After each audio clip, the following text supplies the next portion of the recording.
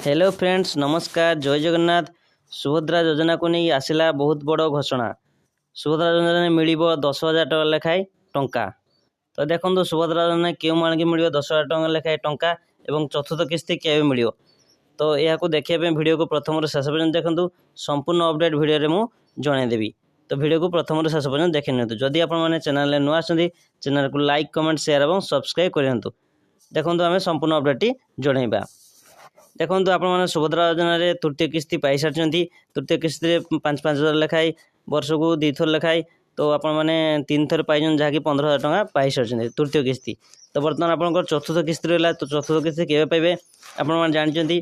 चतुर्थ किस्ती मिल आमर जो मार्च मास 8 तारिख आपने चतुर्थ किस्ती टका पाइबे 5,000 टका। देखो ता पूर्व आपने पाइले राखी पूर्णिम पाइले 5,000 वर्ष को 2 थर लेखाएं मिले 5,000 लेखाएं। तो आपण मैंने देखूँ 5,000 पुणी 5,000 पाइबे एवं ता सहित क्यों मैंने 10,000 टका लेखाएं टंका पाइबे जो मैंने संपूर्ण नुआ आवेदन कर। देखो किसी दिन पूर्व संपूर्ण नुआ आवेदन होता जो मैंने कि नुआ आवेदन कर 21 वर्ष होता से नुआ आवेदन कर। तो से ही 10,000 लेखाएं टंका पाइबे। तो आपण मैंने 10,000 टका लेखाएं पाइबे केवल जो नुआ आवेदनकारी से ही 10,000 टका लेखाएं पैसा पाइबे।